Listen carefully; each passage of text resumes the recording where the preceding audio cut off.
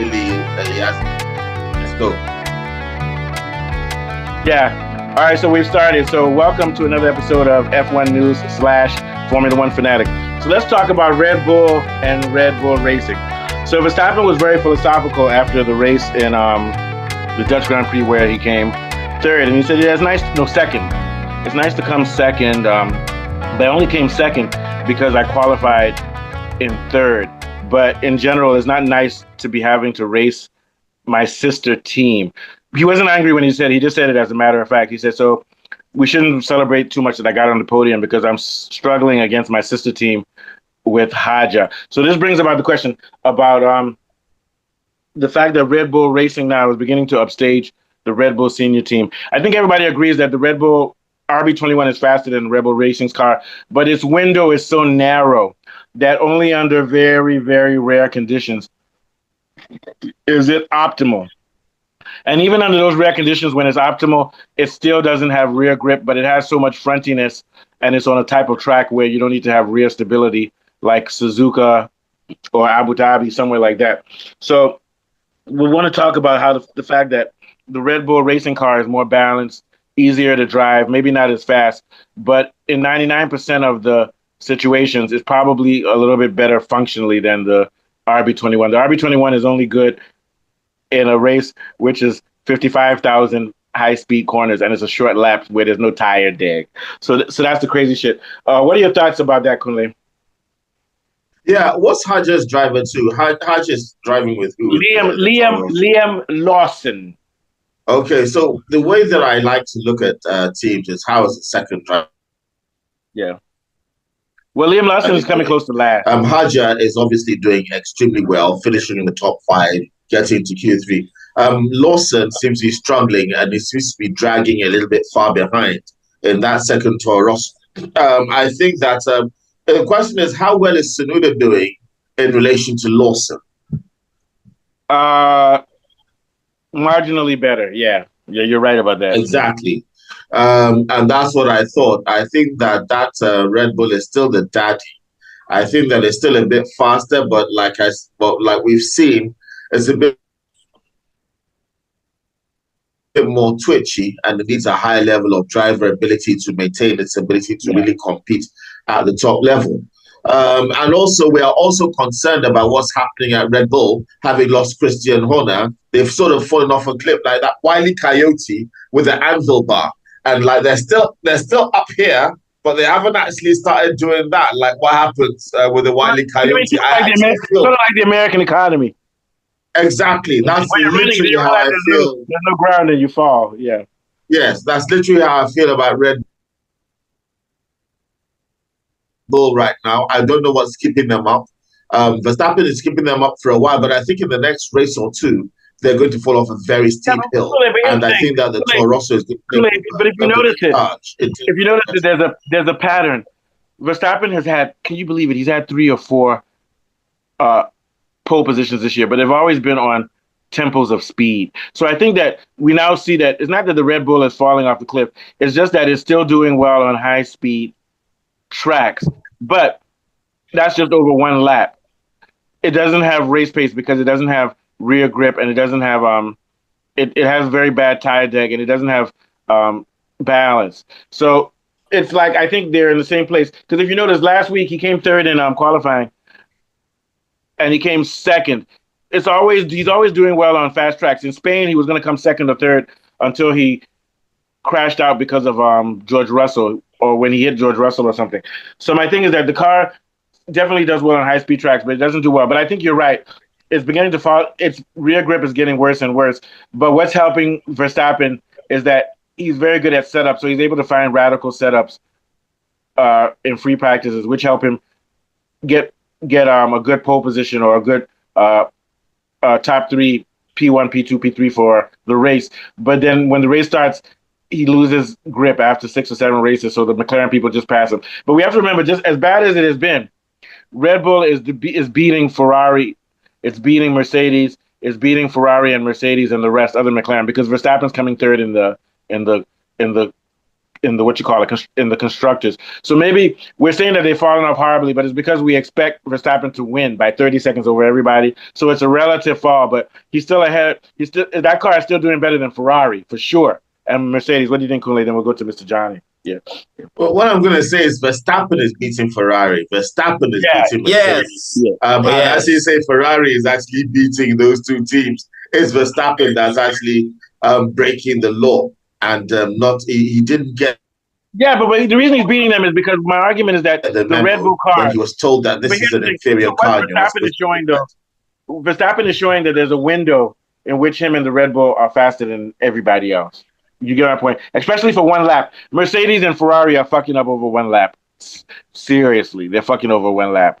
Yeah, well, my issue is that the car 2 is so far behind these cars. Yeah, let's argue that.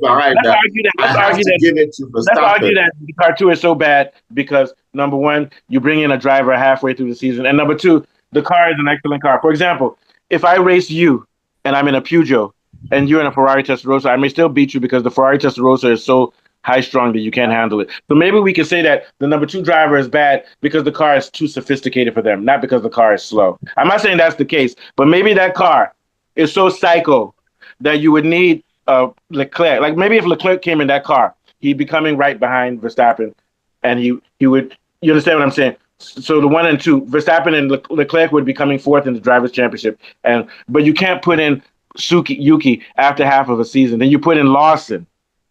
So my thing is that we haven't really seen how good it. The only way we can know how bad that car is if we put Leclerc in it. Do you see what I'm saying? That's what you're saying. Yeah, go ahead, Mr. Johnny. I just think that car is too twitchy for any average driver. I think. Yeah, but the thing is that if it's twitchy, it doesn't mean that it's slow. It just means it's difficult. Go ahead, Mr. Johnny. Yeah.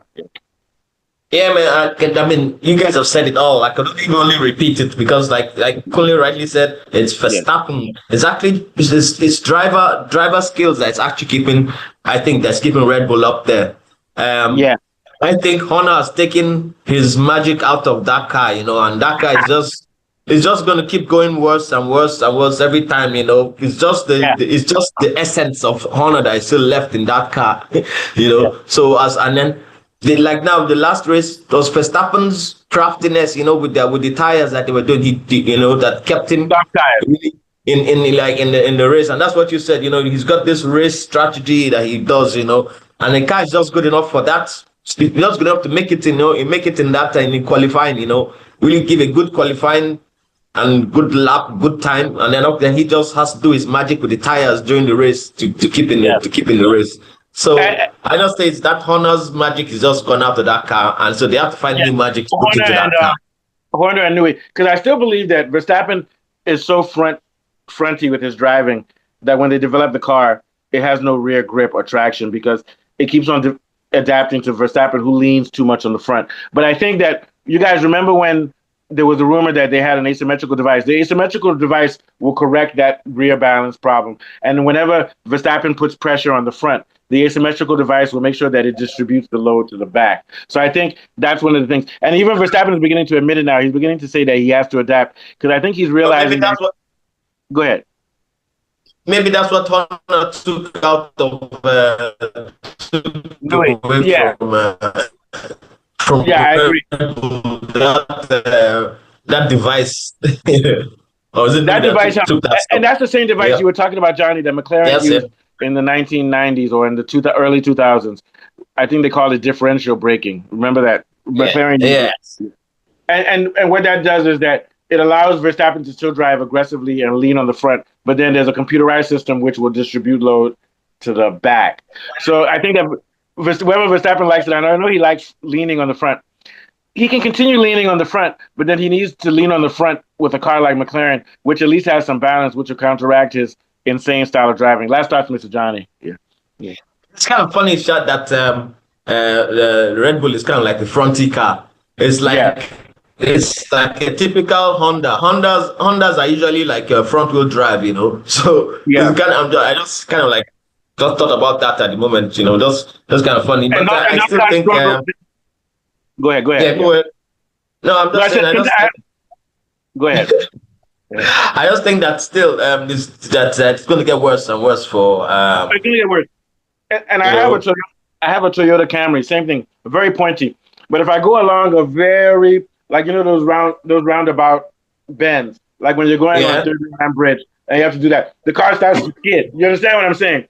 But I see. Yes. But I'm very, you understand, because those Hondas, and then the car dips at the front, and it's very pointy. Yeah. But if you have a long bend, like let's say you're going to a relay or something, and you have to go a loop. Oh, really?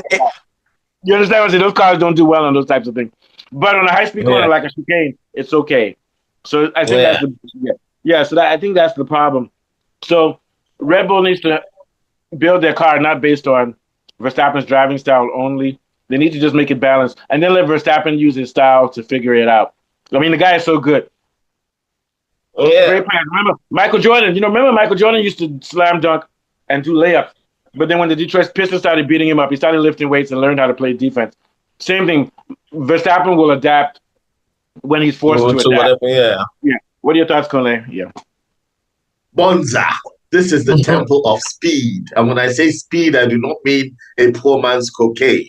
Cocaine, man. Crystal. This is the temple of crystal. Mercedes are not going to be very relevant in this race. It's going to be about the fast cars, the McLarens, the Red Bulls, and the Ferraris. And Hadjar is going to be there because he never gets the memo and he's always mixing it up. I have beginning to notice that the Aston Martins are not becoming as relevant as recently now as they had been in the earlier part of the season. From myself, I do think that it's going to be, if you really want to look at the point, the sharp point of this race, it's about the title challenge between Piastri and Norris. Yeah. If you're looking at third place, I would expect Leclerc to be challenging for third place with a Red Bull, most likely Verstappen. Verstappen could be méchant and try to split the McLarens because he does have the ability on speed on these cars, but I do not know how much they've lost in their competitiveness, having lost Christian Horner and his ability to try to maintain those cars to be competitive against these other cars. Am I signing out?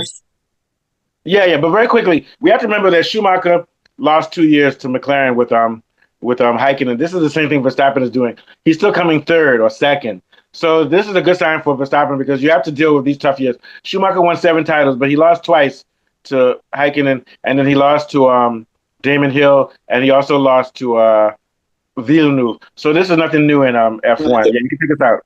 Oh, no. Mr. Johnny would take us out today. Take us out, Mr. Johnny. Last word. Okay, Jonathan. John Wick. Well, you have just experienced our experience of the Formula One. We've had we've spoken about Verstappen and I think it's also Yuki. Yeah, I think no, not Yuki. Just that team. Yeah, I'm not good at signing off. I can't even remember what to say. I'll take it out. So I'll take us out. Yeah, so like you said, we talked about Yuki, not Yuki, because Yuki's no longer with them. We talked about Verstappen in the senior team and Hadjar in the junior team. You better not beat Verstappen, boy. You better listen to Helmut Marko. All right, guys, so we're done. So we'll be back on the weekend with no more shows until the weekend after free practice and qualifying. Have a good one. Okay. All right. Don't forget to like and subscribe. Yeah, like and subscribe. Thank you, guys. Okay. Well, let me press stop before I talk.